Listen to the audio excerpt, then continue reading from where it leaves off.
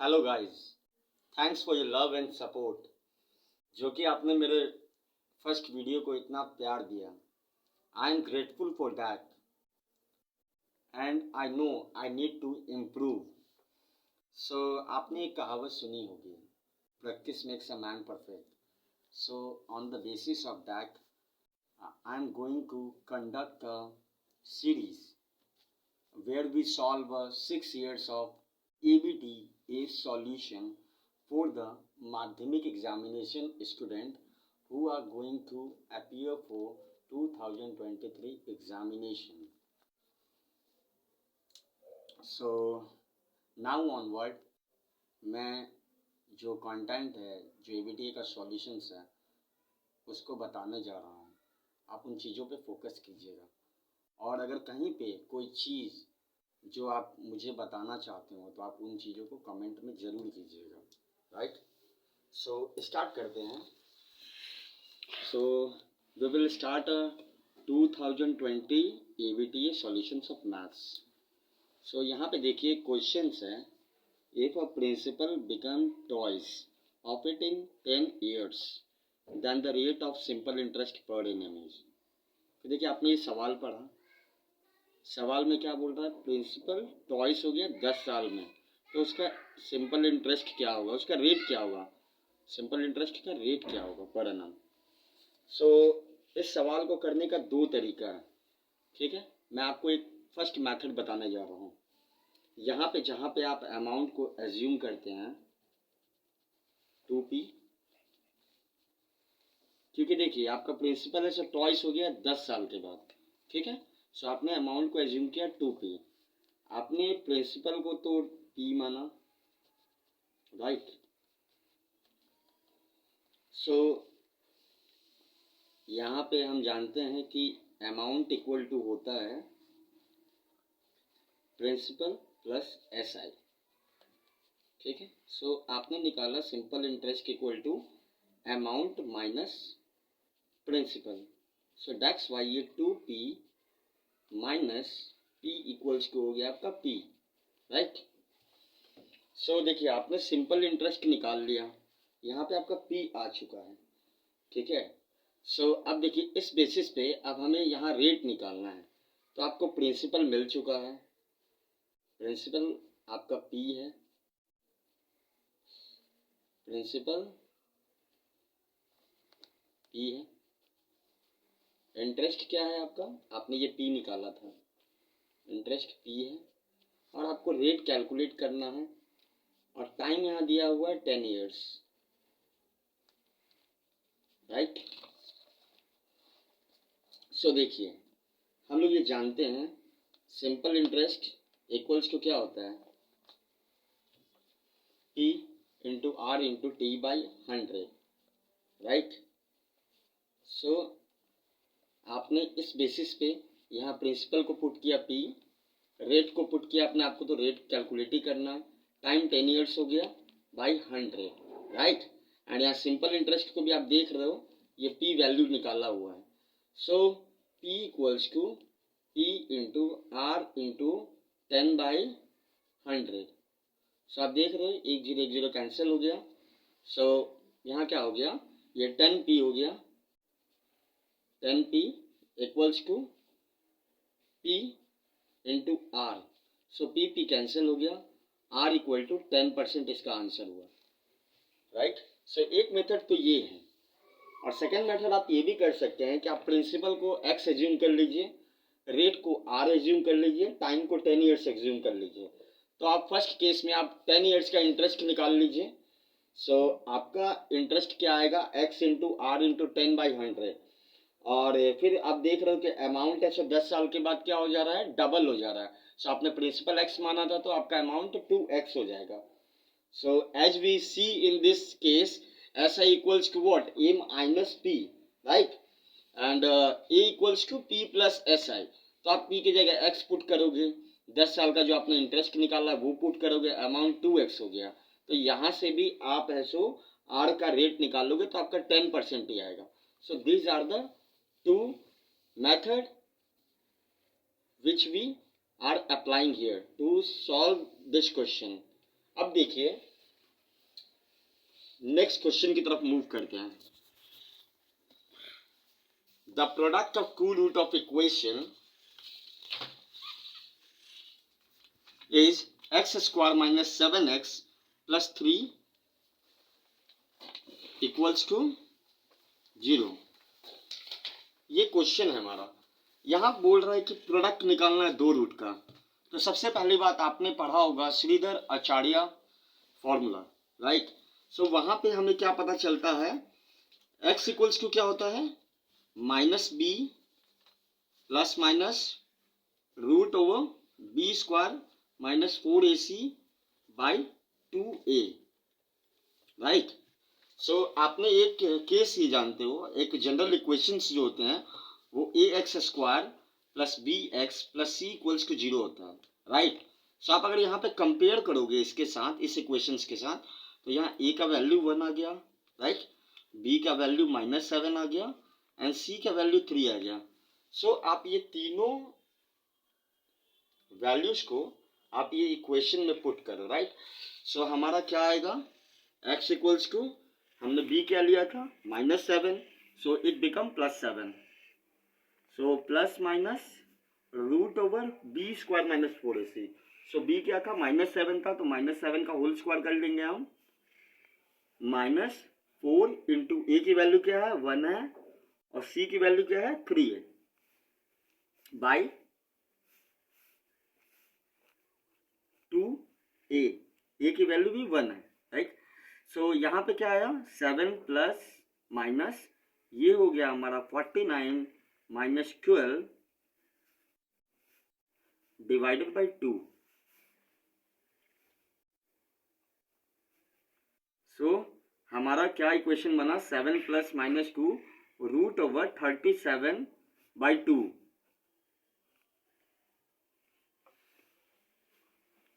सो हमारा दो रूट है, एक x1 का वैल्यू क्या होगा, 7 प्लस रूट 37 बाई 2, और एक होगा x2 equal to 7 minus root 37 by 2. तो ये दो रूट हमारा आया. अब हम क्या कर रहे हैं, आप देखिए x1 की वैल्यू क्या थी, 7 माइनस रूट 37 बाई 2, और x2 की वैल्यू क्या थी, 7 प्लस रूट 37 बाई 2. मैंने आप क्वेश्चन के अकॉर्डिंग क्या है, प्रोडक्ट ऑफ टू रूट हमको बोला गया हुआ. So the product of two root is x1 into x2. So आपने एक फॉर्मूला सुना होगा, a square minus b square. According to that it becomes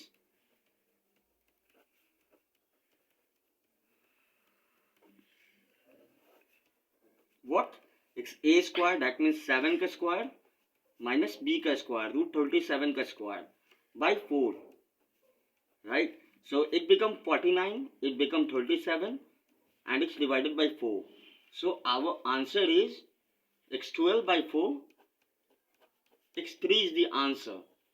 So that is our second question answer. Got it? सो अब हम चलते हैं question number 3 की तरफ. यहाँ पे क्वेश्चंस बोला गया है, the length of two chord A B and C D of a circle of centre O are equal and a angle A O B equals to 60 degree and angle C O D हमें find करना है. Angle C O D क्या है. तो first of all आप math में कोई भी क्वेश्चन बनाएं तो अगर देयर इज इफ नेसेसरी, अगर वहाँ डायग्राम बनाना है तो आप एक डायग्राम बनाइए. क्वेश्चंस के अकॉर्डिंग ये एक सर्कल है, हमारा दो कॉर्ड है ए बी और सी डी, तो हम इसको दो कॉर्ड मान ले रहे हैं, ए बी और C D, x A B and C D, दो कॉर्ड हो गया. ये सेंटर हमारा बोल रहा है ओ है, ठीक है, और एंगल ए ओ बी हमारा दे दिया है 60 डिग्री. सो हमें फाइंड करना है यहाँ पे सी ओ डी क्या होगा. क्वेश्चन के अकॉर्डिंग देखिए ये डायग्राम है, राइट, और यहाँ पे पहला केस में बोल दिया गया है कि ए बी सी डी के बराबर है. तो देखिए ये क्वेश्चन बहुत ही सिंपल है. आप सर्कल के कॉन्सेप्ट में आप देख रहे हो कि एक सर्कल के अंदर ये ट्रायंगल बनाया हुआ है, दो ट्रायंगल है, तो आपने एक कॉन्ग्रुएंट ट्रायंगल का एक कॉन्ग्रुएंट प्रॉपर्टी होता है, दो ट्रायंगल का, अगर सिमिलर ट्रायंगल के बारे में आपने पढ़ा होगा तो वहाँ पे हम कॉन्ग्रुएंट प्रॉपर्टी के बारे में जानते हैं। सो हम दो ट्रायंगल को कंपेयर करते हैं, उसके प्रॉपर्टी को, अकॉर्डिंग टू दैट इस क्वेश्चन को हम सॉल्व करते हैं। तो triangle ABO and triangle COD में हम कंपेयर करते हैं। सो आप तो देख रहे हो ये सेंटर O है, राइट, ये सेंटर O है, तो ये रेडियस हुआ, ये रेडियस हुआ, और ये रेडियस हुआ, और ये रेडियस हुआ, तो ये सब इक्वल हो गए एक दूसरे के। तो आप देख पा रहे हैं OA equals to CO and आप देखो BO equals to OD, both are radius, तो ये दोनों तो इक्वल्स है, ये दोनों ट्रायंगल में। And the third point is जो हमारे क्वेश्चंस के अकॉर्डिंग दिया है ABCD के बराबर है। सो बोथ जो ट्रायंगल AOB है, COD है, वो सिमिलर है, सिमिलर टू ट्रायंगल COD। सो इसके अकॉर्डिंग क्या हुआ ये क्वेश्चंस में, हमारा ये एंगल भी इसके सिमिलर होगा।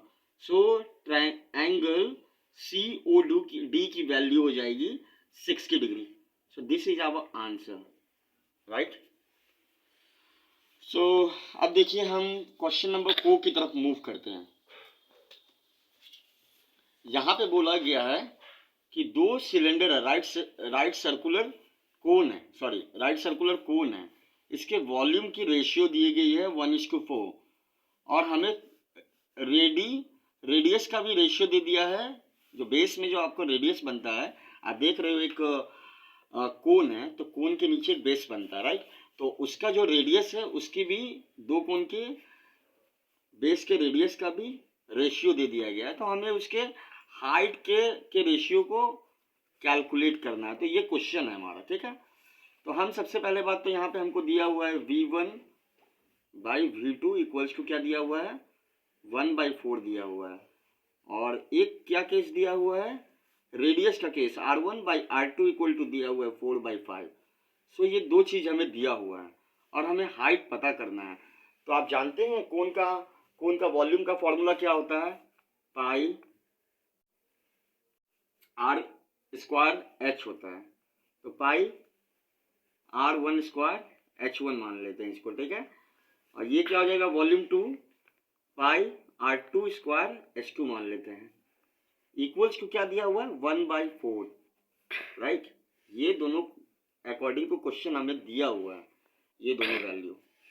अब देखिए यहाँ पे आप देख पा रहे हो पाई तो कैंसिल हो जाएगा, और इसको हम इस तरीके से तो लिख ही सकते हैं, R1/R2 का whole square into H1/H2 equals to 1/4 हमें दिया हुआ है। तो R1/R2 का वैल्यू आपको यहाँ असाइन किया गया हुआ है 4/5, दैट मीन्स 4/5 का स्क्वायर क्या हो जाएगा, 16/25 इंटू H1/H2 equals to 1/4 हो गया, right?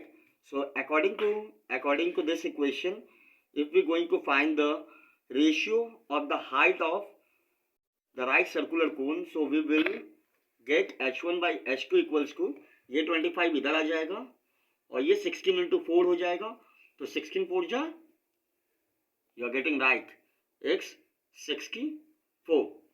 So these are the answer. सो आप देख रहे हो कि इस चीज को मैं कितने प्रॉपर तरीके से आपको बता रहा हूँ, प्रॉपर इन द सेंस कि अगर आप सर्कल को पढ़ते हो या अगर आप ट्रायंगल को पढ़ते हो या किसी भी कंस्ट्रक्शन के अकॉर्डिंग कोई भी क्वेश्चन आता है, अगर आप डायग्राम बनाओगे तो आपने आधा आंसर वहीं अचीव कर लिया। फर्स्ट थिंग मैं ये कहना चाहूँगा। दूसरी चीज मैं ये बताना चाहूँगा, in the case of geometry part, अगर आप डायग्राम को बनाते हो तो आपने आधा जो पाथ है आपने पहले ही उसको आप पहले ही वहां तक पहुंच चुके हैं। देन आपका डाइट क्या है कि आपको on the basis of that diagram आप चीज़ों को आसानी तरीके से सॉल्व कर पाओगे। और जो कंस्ट्रक्शन के चैप्टर है वहाँ पे आपको एक को फिगर्स की भी जानकारी होनी चाहिए। सेकेंड चीज़ है आपको इनके जो फॉर्मूलाज है, जो इनके जो डिराइव किए गए जो फॉर्मूला है वो भी आपके माइंड में करेक्ट तरीके से रहना चाहिए। और यहाँ आपने देखा है कि एक मैं अलजेब्रिक क्वेश्चन किया हूँ, तो यहाँ पे श्रीधर आचार्य के अकॉर्डिंग मैंने इस सवाल को सॉल्व किया है। तो यहाँ पे भी आपको ये पॉइंट अंडरस्टूड होना चाहिए कि पॉलिनोमियल्स क्या होता है, फिर डिस्क्रिमिनेंट क्या होता है। अगर डिस्क्रिमिनेंट इक्वल होता है तो रूट हमारा क्या होगा, फिर डिस्क्रिमिनेंट अगर पॉजिटिव ग्रेटर देन 0 होगा तो वहाँ पे रूट हमारे क्या बनेंगे। डिस्क्रिमिनेंट जो है अगर लेस देन 0 होगा तो वहाँ पे रूट क्या बनेगा, डिस्क्रिमिनेंट इक्वल्स को होता है b² - 4ac। So there are lot of point जो कि मैं आपको धीरे धीरे टॉपिक्स में आगे चल के चीज़ें को बताऊंगा। अब हम चलते हैं क्वेश्चन नंबर 5 की तरफ। आप देख रहे हो कि यहाँ पे एक ट्रिग्नोमेट्री है। ट्रिग्नोमेट्री में आप देख रहे हो ये क्वेश्चन को बनाने का 2 तरीका है। मैं आपको एक बता रहा हूँ और एक मैं आपको बता दूंगा। आप जिसको आराम से अगर आप उसको अगर वो चीज़ों को अगर ऑब्जर्व करोगे तो आप उसको आसानी से सॉल्व कर सकते हो। यहाँ क्वेश्चंस में दिया हुआ है sin θ - cos θ = 0। आप क्या करो, इसको sin θ = cos θ लिख सकते हो। आप ऐसे करो sin θ / cos θ = 1 लिख सकते हो आप इसको। देखिए यहाँ पे हो गया tan θ = 1 हो गया। अब देखिए यहीं से वो दो जो टॉपिक है स्टार्ट होता है। पहला तो हमें क्वेश्चन क्या पूछा गया है, sec θ + cosec θ की वैल्यू। तो जो मैं अभी यहाँ पे करने जा रहा हूँ वो थीटा की वैल्यू निकालूंगा। थीटा की वैल्यू यहाँ से tan θ से निकालूंगा और यहाँ पुट करके x की वैल्यू निकाल दूंगा, जो कि मैं करूंगा। और एक मेथड और होता है जहाँ पे आप क्या करते हो, एक को थीटा की वैल्यू मैंने फाइंड कर लिया and put in equation. Second क्या होता है कि tan θ की वैल्यू होती है p/b। तो इस केस में आपका क्या हो जाएगा, वैल्यू 1/1 होगा। आप इसके अकॉर्डिंग आप h की भी वैल्यू निकाल लोगे, फाइंड कर लोगे। और आप sec θ + cosec θ में आप जैसे cos θ का होता है b/h, सो h/b की आप वैल्यू पुट कर दोगे, h यहाँ से निकाल लोगे, b आपको दिया हुआ है। और sin θ में भी आपको पता है परपेंडिकुलर बाय हाइपोटेनस होता है। सो यहाँ cosec θ है तो हाइपोटेनस बाय परपेंडिकुलर करके आपने तो हाइपोटेनस फाइंड कर लिया है। वहाँ पे भी अगर आप करोगे तो सेम आंसर आएगा। बट मैं यहाँ पे जो पहले पार्ट को ज़्यादा प्रायोरिटी देता हूँ, पहले मेथड को ज़्यादा प्रायोरिटी देता हूँ। यहाँ पे आप क्या करते हो, थीटा इक्वल्स को आपको पता है tan θ में 1 की वैल्यू कितनी होती है, 1045। सो थीटा इक्वल्स को 45 डिग्री हो गया। अकॉर्डिंग टू क्वेश्चन आप देख रहे हो यहाँ sec, अकॉर्डिंग टू क्वेश्चन यहाँ क्या होगा, sec 45 degree plus cosec 45 degree, यही तो होगा। अब मुझे लगता है कि बहुत से बच्चे अब इस इक्वेशन को सॉल्व कर सकते, अब इसको आराम से x की वैल्यू निकाल लेंगे। मैं आपको एक हिंट दे देता हूँ, sec 45 की वैल्यू क्या होती है, √2 होती है। इसकी भी √2 होती है। अब तो मैंने आपको पूरा सॉल्व भी करके बता दिया। एक से 2√2 x की वैल्यू ये हो जाएगी। ओके, देखिए मैंने आपको इसमें 2 मेथड बताए हैं, ठीक है। और मैं अगर आप ट्रिग्नोमेट्री के बारे में और भी चीज़ें जानना चाहेंगे तो आप मुझे क्वेश्चन सेंड कर सकते हैं, ठीक है, right. Moving on to the next question. यहाँ देखिए, यहाँ क्वेश्चंस में लिखा हुआ था मोड का मतलब होता है जो मैक्सिमम या मोस्ट नंबर जो इस सीरीज में आ रहा है, that is called the mode of the sequence. यहाँ पे देखिए सीक्वेंस है 1 3 2 8 10 8 3 2 8 8। तो मैंने आपको क्या बोला, मोस्ट जो नंबर आता है दैट इज कॉल्ड मोड। तो आप देख रहे हो यहाँ पे 8 जो है कितनी बार आ रही है, अगर आप सीक्वेंस को सही से ऑब्जर्व करो तो 8 4 टाइम आता है। मोड की वैल्यू क्या आ जाएगी, मोस्ट नंबर ऑफ वैल्यू मैंने बोला सीक्वेंस में। यहाँ देखिए 8 जो है ये 4 टाइम्स आ रहा है, तो 8 इज द आंसर। यहाँ पे मीडियन भी होता है, रेंज भी बोला जाता है निकालने के लिए, right. There are lot of thing. उसके बारे में मैं क्वेश्चंस के अकॉर्डिंग मैं आपको चीज़ों को एक्सप्लेन करूँगा। और मैं एक लास्ट सम आज करा रहा हूँ क्योंकि आज मेरे पास थोड़ा टाइम कम है। नेक्स्ट वीडियो में आपको चीज़ें बताऊँगा। That is the last question which is, आप देख पा रहे हो यहाँ पे कि एक क्वेश्चन है, ये पार्टनरशिप बेसिस पे है। जहाँ पे देख रहे हो आप कि एक बच्चा है जिसने इन्वेस्ट किया 500 रुपये 9 महीने के लिए, एक बिजनेस में। आप यहाँ पे थोड़ा बिजनेस का स्पेलिंग आप जो हमारे एडिटर साहब हैं, वो बिजनेस का स्पेलिंग BUSINESS होगा, राइट। सो और एक और बच्चा है जो कि इसने इन्वेस्ट किया 600 को 5 मंथ्स के लिए सेम बिजनेस में। तो बोलते हैं उनके प्रॉफिट क्या होंगे, हमें प्रॉफिट कैलकुलेट करना है। तो सबसे पहली बात तो यहाँ प्रॉफिट बोला है, तो देखो सिंपल सी बात है, 500 रुपीज़ वो 9 मंथ के लिए इन्वेस्ट कर रहा है, ठीक है।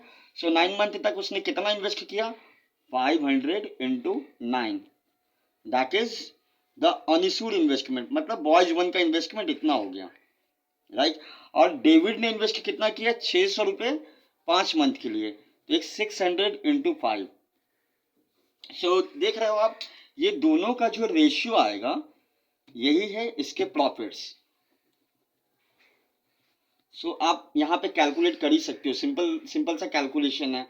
आप देखो मैं आपके लिए कर देता हूँ, ये 00 तो कैंसिल हो गया, यहाँ पे ये 5 भी कैंसिल हो गया, एक 9/6, 9/6 को भी अगर आप सिंपल फॉर्म में करोगे तो x 3/2। सो रेशियो क्या होगा प्रॉफिट का, प्रॉफिट इक्वल्स टू 3:2।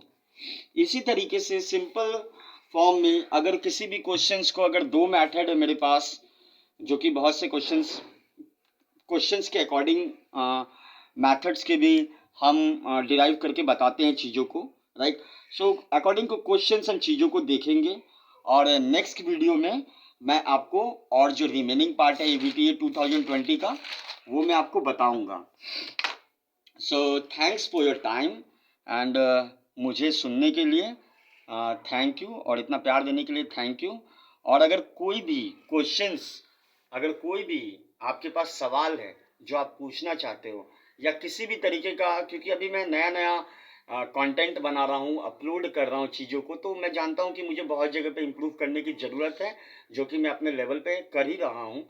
बट अगर आपका भी कुछ जो अकॉर्डिंग, अगर आप मुझे कुछ बताना चाहते हो तो आप कमेंट सेक्शन में चीज़ों को लिख सकते हो, बता सकते हो, और मैं इसके लिए बहुत आभार रहूँगा। Okay, so thank you, have a great day.